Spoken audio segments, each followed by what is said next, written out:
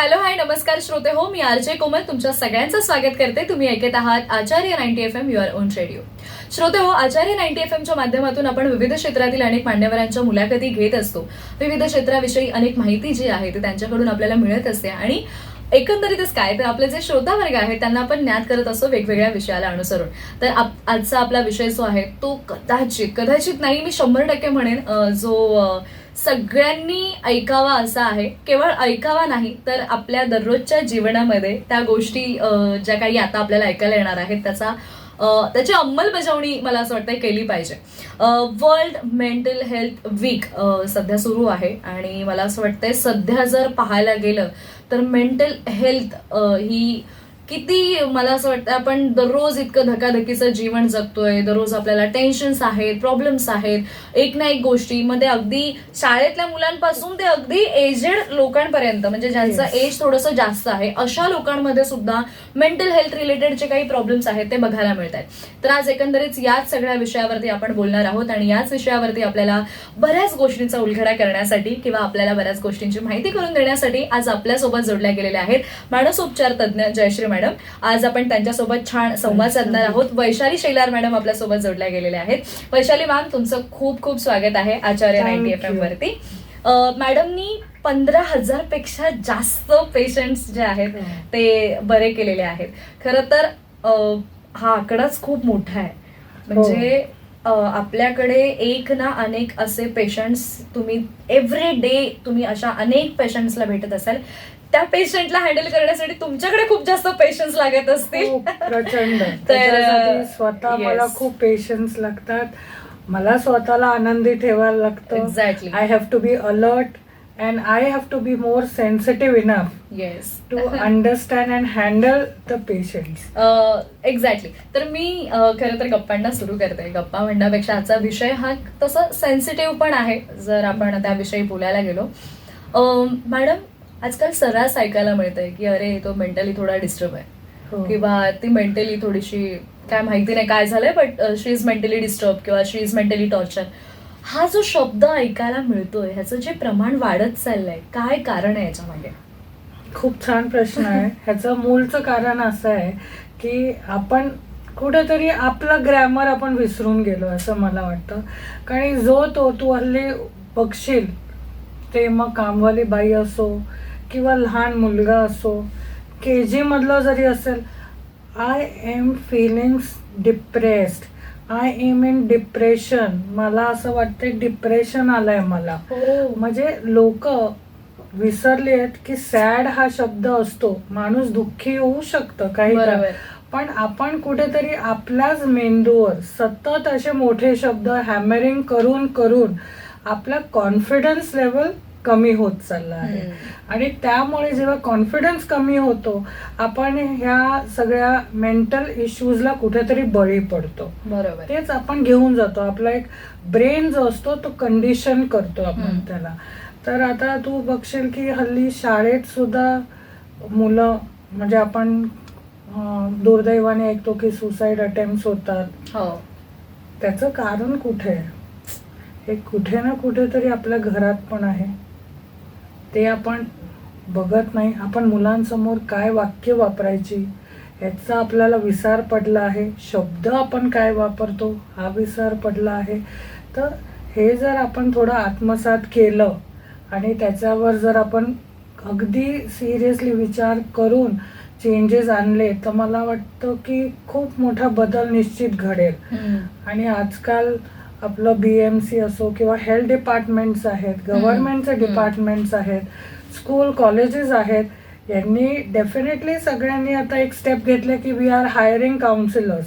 पण तरी मला असं वाटतं की अजूनही कुठेतरी आपण थोडंसं कमी पडतोय.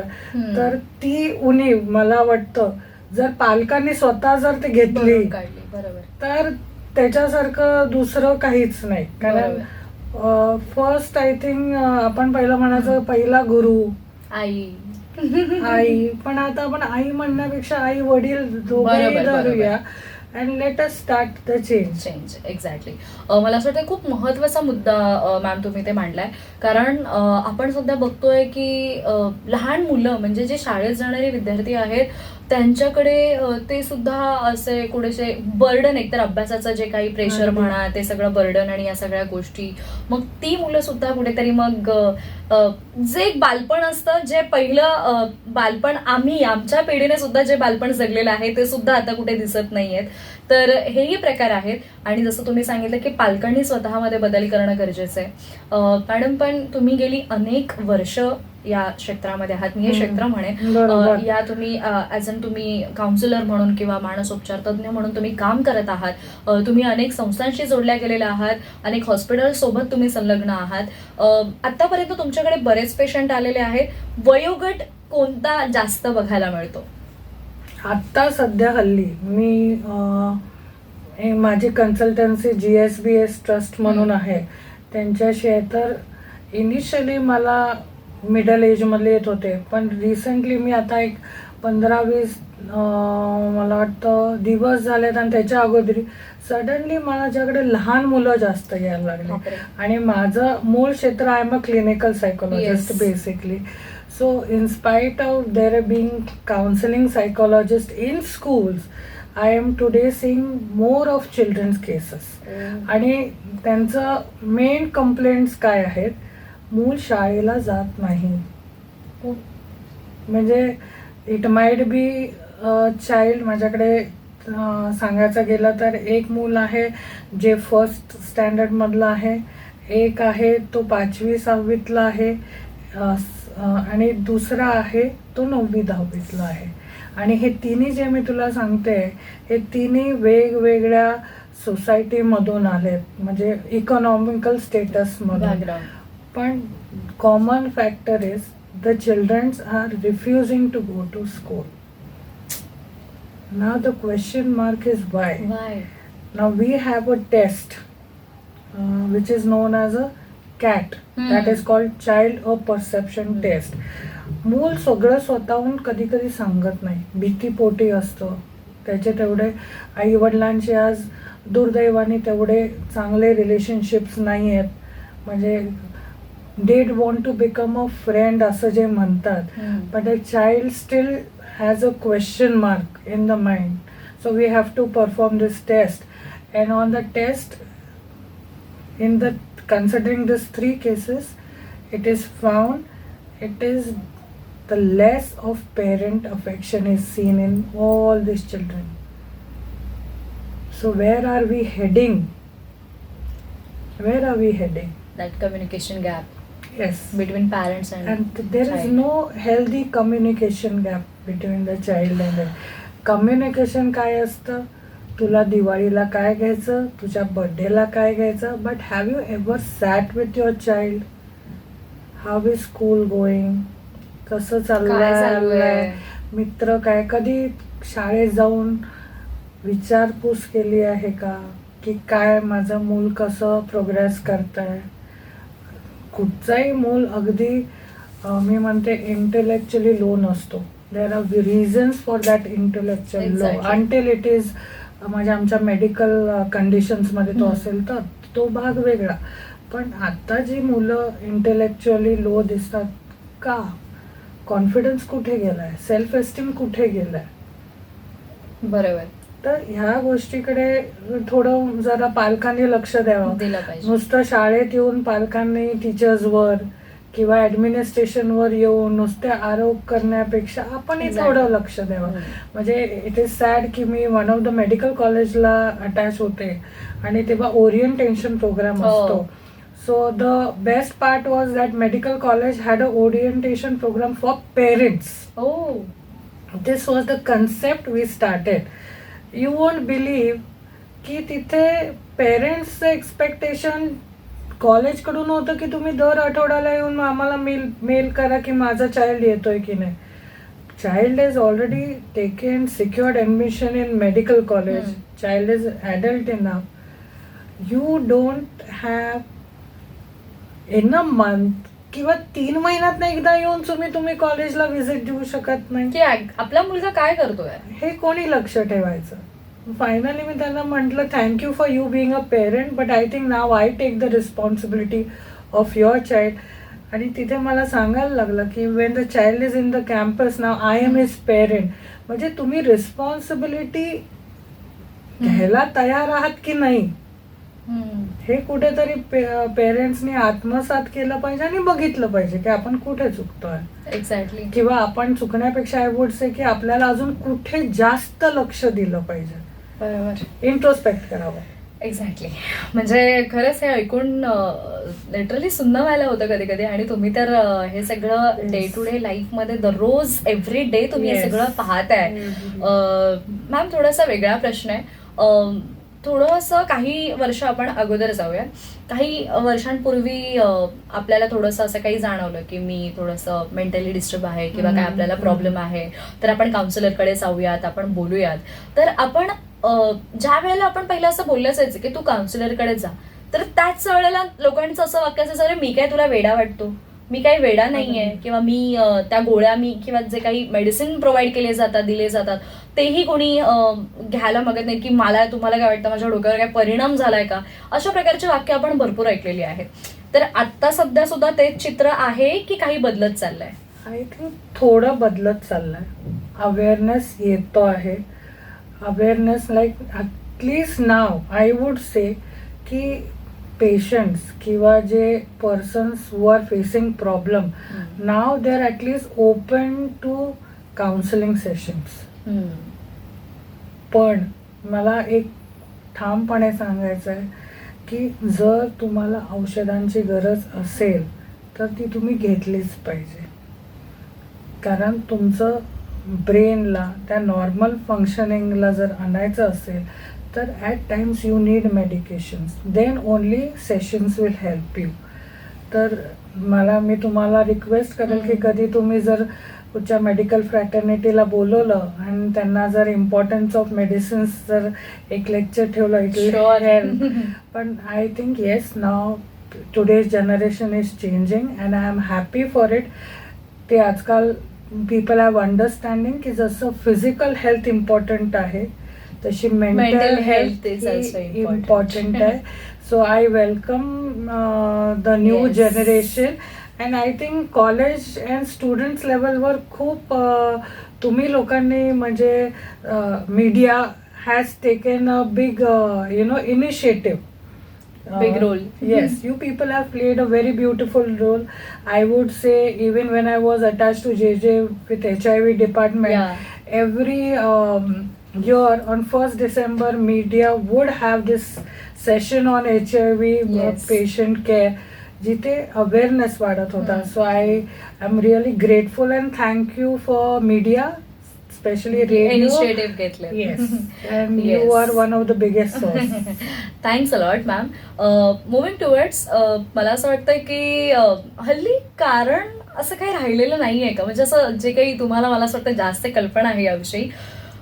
पूर्वीची तरी कारणं वेगळी होती. पूर्वीचे मेंटली डिस्टर्ब होण्याचं जे काही रिझन्स होते किंवा कारण, त्या प्रत्येक गोष्टीच्या मागे जे कारण होतं ते फार वेगळं होतं.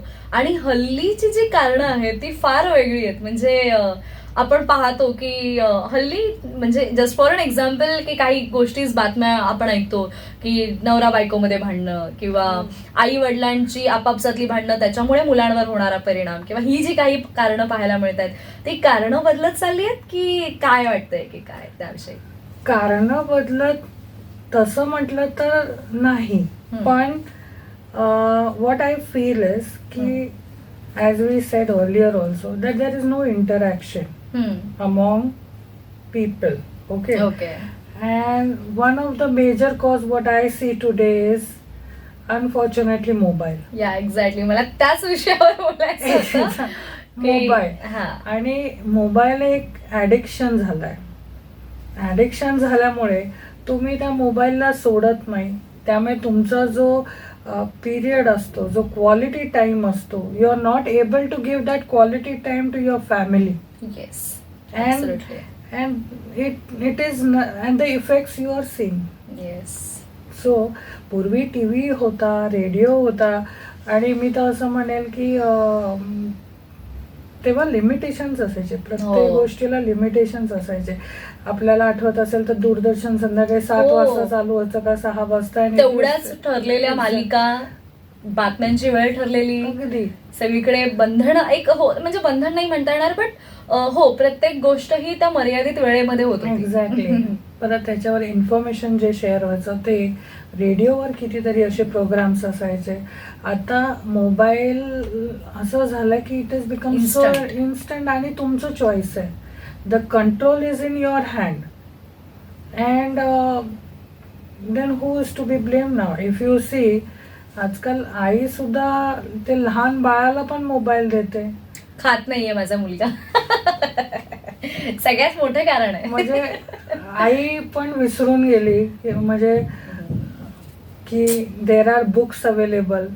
तू ते छान म्हणजे पूर्वी मला आठवत आहे की वेन आय वॉज स्मॉल माझी मम्मी ते नॅशनल जिओग्राफिकचे पुस्तकं यायचे हो, तर ते ओपन करायची का त्याच्यात ते कलरफुल बर्ड्स असायचे. चित्र असायची सो ती. She use to make sure की दिस इज दिस बर्ड म्हणजे Yes, animal. वेन कधी असं झालं की फिडिंग नाही मी आता I am see this so beautiful. त्यामुळे मला एका जागेवर बसायची सवय अंकल बी लागली. असायची आपल्याला. म्हणजे मलाही आठवतंय की माझ्या वेळेला सुद्धा माझी आई अंकल बी द्यायची हातामध्ये अगदी. आणि हे बघ आणि ते बघत आपण करत होतो गोष्टी. करत होतो म्हणजे आपण त्याच्यामुळे कुठचं ऍडिक्शन झालं नाही. आणि जरी पुस्तकांचं ऍडिक्शन राहिलं तरी ते I think today it help us. We Exactly. Only gain knowledge out of it.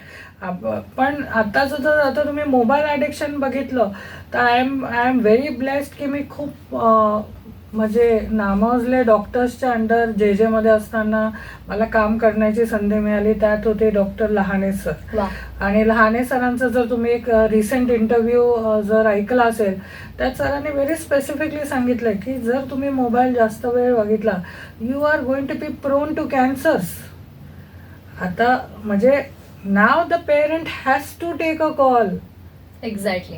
की व्हॉट यू आता तरी डोळे उघडायला हवे. आता तरी डोळे उघडायला हवेत आपल्याला. बरोबर आहे. तर त्यामुळे तुम्ही जे म्हणताय ते अगदी खरं आहे की कारण म्हणजे कारणाचं स्वरूप थोडं आणि त्याला खूप सारे हे जॉईन झालेत. बरोबर. एक्सक्युजेस. नाही म्हणजे अगदी महत्वाचा मुद्दा होता हा. जरी आपल्याकडे सोर्सेस अवेलेबल झाले असले तरी ते किती प्रमाणामध्ये वापरले गेले पाहिजेत हा सर्वस्वी आपला स्वतःचा निर्णय आहे. आणि काय होतं की आपण एखादी गोष्ट चुकीची आहे हे आपल्याला माहित आहे तरी आपण ती करतोय आणि मग ती गोष्ट काहीतरी प्रॉब्लेम झाल्यानंतर मग पुन्हा त्याच्यावरती सोल्युशन किंवा मग पुन्हा त्याच्याकडे जाण्यापेक्षा अगोदरच काळजी घेतलेली precaution is better than cure असं म्हणतात ते. बरं, अगदी खरं आहे. मॅडम, आपल्याकडे बऱ्याच गोष्टी आहेत बोलण्यासाठी परंतु हा विषय इतका मोठा आहे की एका मुलाखतीमध्ये किंवा काही मिनिटांच्या गप्पांमध्ये हा संपणारा नाहीये. पण तरी सुद्धा वर्ल्ड मेंटल हेल्थ वीक आहे.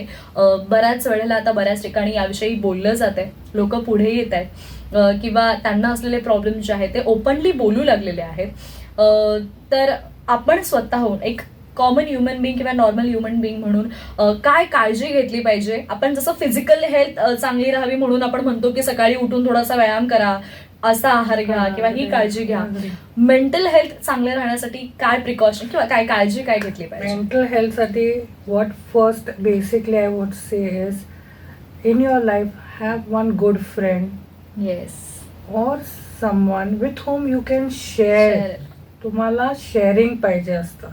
त्यामुळे आयुष्यात तुम्ही तुमची आई निवडा, एक छान मैत्रीण, तुम्ही कोणीतरी अशा एक व्यक्तीच्या संवादात या की जेणेकरून तुमचे जे काही मेंटल प्रॉब्लेम्स असतील, तुमचे जे काही विचार असतील, तुम्हाला जे काही स्ट्रेस लेवल्स असतील तुम्ही त्यांच्याबरोबर शेअर करा. Second, I would strongly recommend की ॲटलिस्ट हॅव म्हणजे तुम्ही फिट असाल physically what ever it is पण एक विजिट तुमच्या GP-कडे असली पाहिजे. बरोबर. कळलं ना. का एक डॉक्टर विजिट आपण म्हणतो ना की 6 महिन्यात ना एकदा तुम्ही आपलं ब्लड चेकअप्स करून घ्या. तसा एक आपलं एक कारण किती नाही म्हटलं ना आपण जेव्हा त्या डॉक्टरच्या समोर बसतो तेव्हा आपली लिस्ट निघते. तोपर्यंत ती लिस्ट निघत नाही आणि मग आपण ती काय करतो सप्रेस करून ठेवतो आणि मग आपण वाट बघतो ते कधी ते ॲटॉम बॉम्ब फुटेल तो. तर ते करण्यापेक्षा एकदा अँड डिसिप्लिन युअर लाईफ. आता डिसिप्लिन तुम्ही म्हणाल मी आता एअरफोर्समध्ये पाहिलंय. I am not expecting you the same thing. What I expect is like तुम्ही स्मॉल गोल्स ठेवा लाईफमध्ये. Yes. Don't keep big goals in life. Try to start with small goals. You will get that happiness. That goal could be as like contributing. तुमचा थोडासा वेळ कुठेतरी कुठच्या तरी एका NGO मध्ये जा किंवा चांगल्या गोष्टी, चांगलं आहे. तुम्हाला किती आनंद होते, समाधान मिळेल अशा गोष्टी. किती तुम्हाला समाधान मिळेल. काहीतरी असं काहीतरी एक ऍक्टिव्हिटी ठेवा. म्हणजे I know one person, doctor Vidya Shenoy म्हणून आहे. शी वर्क्स ऑन डिमेन्शिया आणि तुम्ही शांतनू नायडूला तर ओळखताय. So even what he does, त्याने ते गुड फेलोज ऑर्गनायझेशन काढलं. त्या आजी आजोबांबरोबर जायचं, थोडंसं टाइम स्पेंड करायचा. you spend times with your friends. And today what even the psychology believes, and which I am a firm believer, is DMT therapy. DMT म्हणजे dance music therapy. Nice. Yes, ही तुम्ही तुमच्या लाईफमध्ये apply करा. It will be तुमचं जे stress reduction असेल किंवा तुमचं मेंटल हेल्थचे काही चॅलेंजेस असतील ते मी तुम्हाला गॅरंटीने देते, ते नक्की कमी येतील. कारण when your mind opens you are ready for solutions and you can see solutions. Exactly. So I think everyone should start applying DMT therapy. आजकाल कराओके खूप चालतं जिकडे तिकडे. Start from yourself and you should do it. Exactly. So that is what I want to say. And please take care of everyone. Okay, it Yes. might be your mother, it might be your father, your daughter, your brother, your sister. थोडंसं जरा sensitive व्हा, understand their problems and use this. My aunt, she uses this sentence, I can and I will. Oh. So you should apply this one phrase in your life, I can and I will. Sure. म्हणजे मला असं वाटतं खूप अवघ्या काही मिनिटांमध्ये तुम्ही प्रचंड पॉझिटिव्हिटी एकतर बोलण्यामध्ये तुमच्या जाणवते. आणि I can feel right now की तुमच्याकडे पेशंट आल्यानंतर तो तुमच्या सोबत त्या संवाद साधल्यामुळेच तो अर्धा बरा होत असणार तिकडे. कारण ऑफकोर्स हा जो काही संवाद आहे नात्यांमधला हा कुठेतरी कमी होत चाललाय. आणि त्यामुळे आपल्याला अगदी कोणी परक ज्याला आपण कधी भेटलो नाही आणि त्याच्यासोबत आपण बोललो जरी तरी आपल्याला फार तो जवळचा वाटू लागतो किंवा आपल्याला ते एक बरं वाटतं. आपण असं ती फिलिंग असते ती आपण शब्दांमध्ये व्यक्त करू शकत नाही. तर आत्ता सुद्धा तुम्ही इथे आलात आणि मला कुठेही असं वाटत नाहीये की मी फर्स्ट टाइम मॅमना भेटतेय किंवा मॅम मला फर्स्ट टाइम काहीतरी छान सजेशन्स देत आहेत. कारण ह्या सगळ्या गोष्टी त्याविषयी आपण बोललो ज्या गोष्टी आपण नेहमी फेस करत आहोत. आणि जसं की मॅडमनी सांगितलं, अर्थात म्युझिक, डान्स या सगळ्या अशा थेरपी आहेत ज्याने आपल्याला खरंच फ्रेश, आपण स्वतः फ्रेश होतो, आपल्या आजूबाजूचं वातावरण आहे ते फ्रेश होतं, पॉझिटिव्ह राहतं. मे बी कदाचितच त्याच्यामुळे रेडिओ आणि मीडियामध्ये काम करणारी लोक जास्त ऍक्टिव्ह असावीत. 100%. तर श्रोते हो, आपण नेहमीच आपल्या आचार्य 90 FM च्या माध्यमातून विविध मुलाखती घेत असतो, विविध चर्चासत्र आपण घेत असतो. आणि आजचा विषय थोडासा सेन्सिटिव्ह होता पण तितका जवळचाही होता, तुमच्या माझ्या सगळ्यांच्या जवळचा. कारण जसं आपण शारीरिक जे आपलं फिटनेस आहे, आपला फिजिकल फिटनेस आहे तो आपण जसं चांगला ठेवण्यासाठी मेहनत करतो, तसंच आपली मेंटल हेल्थ सुद्धा त्याबरोबर चांगली राहिली पाहिजे. यासाठी मॅडमनी ज्या काही टिप्स सांगितल्या, अर्थात पालकांसाठी काही विशेष महत्त्वाच्या टिप्स होत्या, आजच्या जनरेशनसाठी काही महत्त्वाच्या टिप्स होत्या, त्या नक्कीच तुम्हाला पटल्या असतील. या संदर्भात काही प्रश्न असतील किंवा काही शंका कुशंका असतील तर तुम्ही आमच्यापर्यंत नक्की संपर्क करू शकता. आमचा संपर्क क्रमांक आहे 9167993399. आणि आपल्या आजच्या विशेष मुलाखतीमध्ये अगदी त्यांच्या बिझी शेड्यूलमधून आज आपल्याला खास वेळ दिला त्या म्हणजे आपल्या वैशाली शेलार मॅडम, ज्या क्लिनिकल सायकोलॉजिस्ट आहेत, मानसोपचार तज्ज्ञ, आणि आतापर्यंत तब्बल 15,000हून अधिक रुग्ण म्हणणार नाही खरं तर आलेला प्रत्येक एक म्हणूया आपण त्यांना आतापर्यंत त्यांच्या सोल्युशनने छान पुन्हा एकदा नॉर्मल आयुष्य सुरळीत करण्यासाठी चालू ठेवण्यासाठी मदत केलेली आहे. आणि त्यांच्यासोबत आज आपण या छान गप्पा मारल्या. पुन्हा एकदा मनापासून आभार. Thank you so much. तर श्रोते हो, याच नोटवरती मी आरजे कोमल इथे तुमची रजा घेते. तुम्ही मात्र कुठेही जाऊ नका. अर्थात जाता जाता पुन्हा हेच सांगेन, फिजिकल हेल्थ सोबत मेंटल हेल्थ सुद्धा नीट ठेवा, फिट ठेवा आणि ऐकत रहा आचार्य 90 FM युअर ओन रेडिओ. धन्यवाद.